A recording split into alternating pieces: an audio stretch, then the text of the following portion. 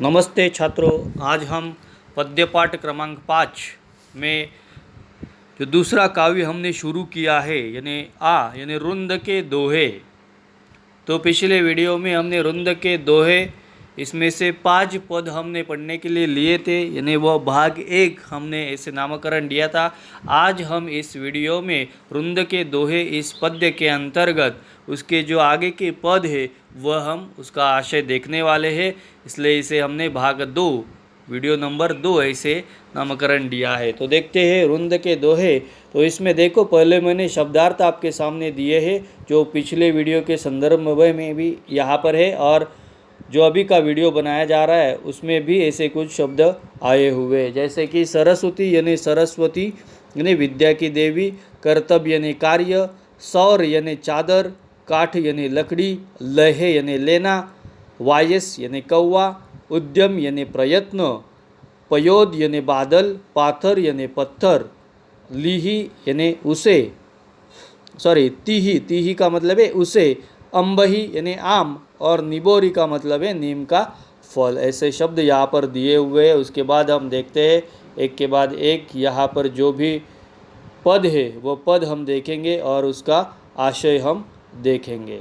तो इसमें देखो, छठा नंबर वाला पद है, उद्यम कबहू न छाड़िए पर आशा के मोद, गागरी कैसे फोरिए उनयो देखी पयोद। देखो यहाँ पर कवि ने क्या कहने का प्रयास किया है कि जिस प्रकार बादलों को उमड़ा हुआ देखकर पानी से भरे घड़े को फोड़ देना मूर्खता है, ठीक उसी प्रकार इस प्रकार से दूसरे के भरोसे अपना कार्य अथवा व्यवसाय छोड़ना अनुचित है। यानी कवि ने यहाँ पर कहने का प्रयास किया है कि आपका कारोबार और कारोबार के तहत एक वहाँ पर कागर से भरे हुए घड़े का उदाहरण दिया है कि व्यवसाय अगर कारोबार बढ़ाना चाहते हो तो खुद ध्यान दो।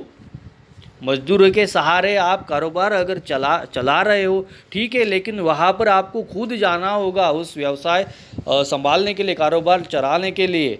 तो आप खुद चले जाओ, खुद लगन से, मेहनत से, कष्ट खुद करो, तो ही आपको उसमें फल मिलेगा। कष्ट के फल जो होते वह बहुत मीठे होते ऐसे कहा जाता है। उसी प्रकार से कवि ने कहने का प्रयास किया है कि व्यवसाय अगर चलाना चाहते हो तो खुद वहाँ पर चले जाओ, कारोबार में जो भी है, आपकी दुकान हो या तो फिर कौन सा भी वहाँ पर छोटा मोटा बड़ा उद्योग क्यों न हो, आप खुद जाओ वहाँ पर, खुद संभालने का प्रयास करो। अगर ऐसे नहीं किया, दूसरों के भरोसे अपना व्यवसाय छोड़ दिया तो वह अनुचित होगा। जिस प्रकार से बादलों को उमड़ा हुआ देखकर पानी से भरा हुआ जो घड़ा है, गागर है, मटकी है, वह फोड़ देना, यह जिस प्रकार से मूर्खता की बात है, उसी प्रकार आप दूसरों के भरोसे अगर व्यवसाय छोड़ रहे हो तो यह भी मूर्खता की बात है, यह अनुचित बात है। ऐसे कवि ने कहने का प्रयास किया है। अगली पंक्ति में देखो क्या करने का प्रयास किया है, कछु कही नीच न छेड़िए भलो न वाको संग, पाथर डारे कीच में उछरी बिगारे अंग। कवि ने यहाँ पर क्या करने का प्रयास किया है, देखो कीचड़ का उदाहरण दिया है और संगति का उदाहरण दिया है। संगति के लिए कीचड़ का उदाहरण दिया। देखो किस प्रकार से, अगर कीचड़ है या तो फिर गटार है आपके सामने, उसमें अगर आप पत्थर डालो तो उस कीचड़ का पानी या तो फिर वह कीचड़ आपके ऊपर ही उड़ जाएगा, आपके जो कपड़े हैं या तो फिर आपका शरीर पूरी तरह से गंदा हो जाएगा। ठीक उसी प्रकार अगर आपकी संगति अच्छी नहीं है, आपके दोस्त अच्छे नहीं है, तो वहाँ पर क्या हो जाएगा, तो आप अपने जीवन में सफल नहीं हो पाओगे, आप दिशाहीन हो जाओगे। संगति में रहना या कुछ कहकर छोड़ना श्रेयस्कर नहीं होता। जो दुष्ट व्यक्ति होता है वो या तो फिर नीच व्यक्ति, उनकी संगति अगर आप करोगे तो वहाँ पर वह श्रेयस्कर नहीं होगा। अर्थात कुसंगति से बचना ही चाहिए। कुसंगति आपको नहीं करनी है, संगति करनी है। किनकी करो?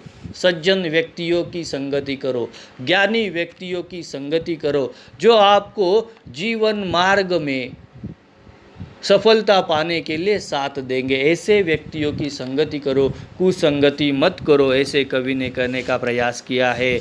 अगली पंक्ति में देखो, पंक्ति का क्रमांक 8 में क्या कहने का प्रयास किया है।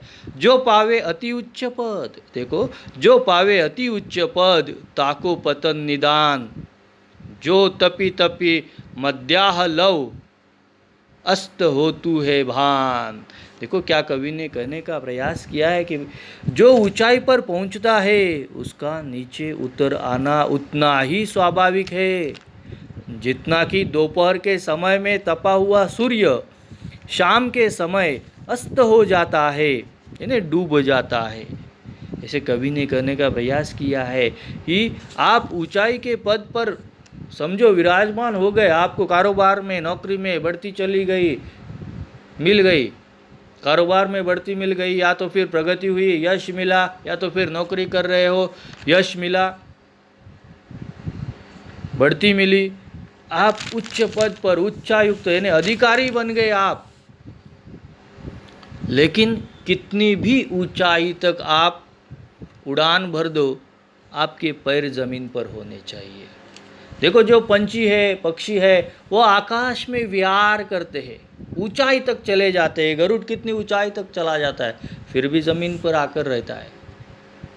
तो आना ही है ज़मीन पर। तो मतलब क्या, तो आप कितने भी बड़े हो जाओ, आपके पाँव धरती पर होने चाहिए। ऐसे कवि ने कहने का प्रयास किया है कि जिस प्रकार से सूरज का उदाहरण दिया है, सूरज दोपहर के समय कितना तपा हुआ होता है, लेकिन शाम के समय में उसका अस्त हो जाता है, यानी सूरज डूब जाता है। तो उसी प्रकार से हमारे पाँव ज़मीन पर होने चाहिए। हमारे पास कितने भी रुपए हो, ज़मीन जायदाद क्यों ना हो, लेकिन हमारे पैर ज़मीन पर होने चाहिए। हमें जिन लोगों ने मदद की, जो लोग हमारी अत्यंत दयनीय परिस्थिति में सहारा बन गए, हमें उन्हें भूलना नहीं है। इसे कवि ने यहाँ पर कहने का प्रयास किया है। अगली पंक्ति में देखो क्या कहने का प्रयास किया है। जो जाको गुण जानही सोती ही आदर देत, कोकिल अम्बही लेत है काग निबोरी लेत। देखो क्या कहने का प्रयास किया है कवि ने। जिसके पास जैसे गुण होते हैं उसी के अनुसार उसे आदर प्राप्त होता है। जिस प्रकार मधुर वाणी के कारण कोयल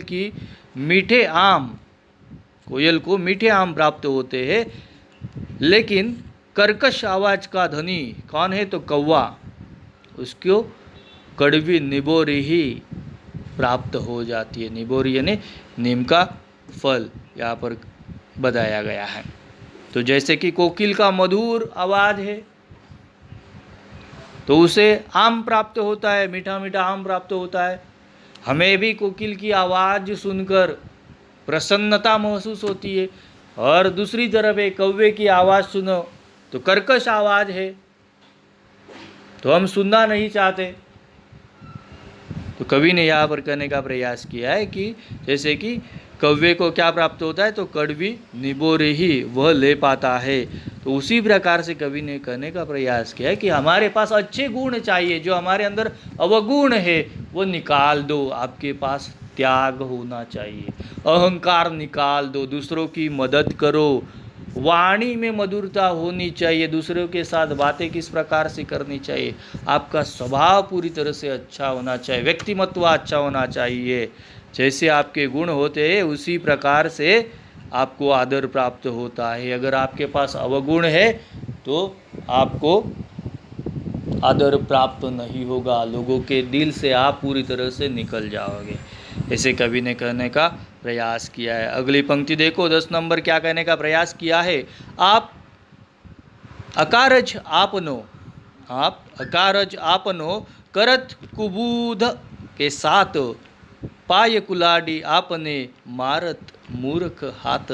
देखो इसके शब्दार्थ बहुत कठिन है, ये दोहा है, क्योंकि दोहे जो होता है, दोहे के शब्दार्थ कठिन होते हैं, और दोहे अत्यंत कम शब्दों में ज़्यादा से ज़्यादा वहाँ पर हमें कुछ सीख देते हैं। यहाँ पर कहने का प्रयास किया है कि अति विवेक के साथ किया गया कार्य स्वयं के लिए हानिकारक ही सिद्ध होता है। मूर्ख व्यक्ति अपनी नासमझी के कारण ऐसा कार्य कर बैठा है कि अपने ही पैर पर अपने हाथों से कुल्हाड़ी मार बैठा है, अपना ही अहित कर बैठा है। यानी क्या कहने का कवि ने प्रयास किया है कि हमें जो भी काम करना है वह अति उत्साह में नहीं करना चाहिए। स्वयं के लिए जो भी हानिकारक हो सकता है ऐसा काम हमें नहीं करना चाहिए। थोड़ा सा सोचना चाहिए, विचार करना चाहिए, हम क्या कर सकते हैं, हम कौन सा कारोबार संभाल सकते हैं, कौन सी नौकरी कर सकते हैं, यह हमें पहले अपने आप में वहाँ पर आकलन करना चाहिए। उसके बाद ही हमें उस नौकरी में या तो फिर कारोबार में उतरना चाहिए। जैसे कि यहाँ पर कहने का प्रयास किया है कि जो मूर्ख व्यक्ति होता है वो अपनी नासमझी के कारण ही क्या कर बैठा है, तो अपने ज़्यादा से ज़्यादा विवेक के साथ, उत्सुकता के साथ, उत्साह के साथ आगे बढ़ता है, लेकिन बाद में अपने ही पैरों पर कुल्हाड़ी मार देता है। अति उत्साह नहीं होना चाहिए। तो जो भी करना है वह सोच समझकर हमें करना है, ऐसे कवि ने कहने का प्रयास किया। नहीं तो हम अपने ही पैर पर अपने ही हाथों से कुल्हाड़ी मार देंगे, ऐसे कवि ने कहने का प्रयास किया है। और अंतिम पद है, देखो, कुल कपुत जान्यो परे लखी सुब लच्छन गात उन्हार बिरवान के होत चिकने पात। देखो अंतिम पंक्ति में क्या कहने का प्रयास किया है, जिस प्रकार से पालने में बच्चे के लक्षण देखकर ही उसके अच्छे बुरे होने का पता चल जाता है, उसका भविष्य ज्ञात हो जाता है, ठीक वैसे ही पैरों के पौधे के चिकने पत्ते देखकर उसके पल्लवित होने का पता लग जाता है। जो पौधा है, यहाँ पर पौधे का उदाहरण दिया, और पालने में जो बच्चा होता है, जो नवजात शिशु है, इन दोनों का यहाँ पर उदाहरण कवि ने देने का प्रयास किया है कि पालने में बच्चा है तो बच्चे को देखकर, उसकी लक्षण देखकर हमें पता चलता है वो अच्छा या तो फिर बुरा है, बड़ा होकर किस प्रकार से बनने वाला है, उसका भविष्य हमें ज्ञात हो जाता है। ठीक वैसे ही जो छोटा सा पौधा होता है, वो पौधे के चिकने पत्ते देखकर उसके पल्लवित होने का हमें पता चल जाता है। ऐसे कवि ने यहाँ पर कहने का प्रयास किया है। जो घराने का नाम रोशन करने वाला है या तो फिर घराने का नाम मिटाने वाला है, वो पालने में ही बच्चे के लक्षण हमें पता चल जाते हैं, भविष्य उसका क्या है। तो कवि ने यहाँ पर अपने घर का नाम रोशन करने के लिए कहा है, कलंकित मत करो अपने घराने का नाम, इसे कहने का यहाँ पर प्रयास किया है। देखो यहाँ पर हमारे सारे जो पद है वह पूरे हुए हैं। यहाँ पर वीडियो क्रमांक 2 हमारा पूरा हुआ है। उसके बाद जो अगला वीडियो बनेगा वह स्वाध्याय का वीडियो हम बनाएंगे और भेजेंगे। धन्यवाद।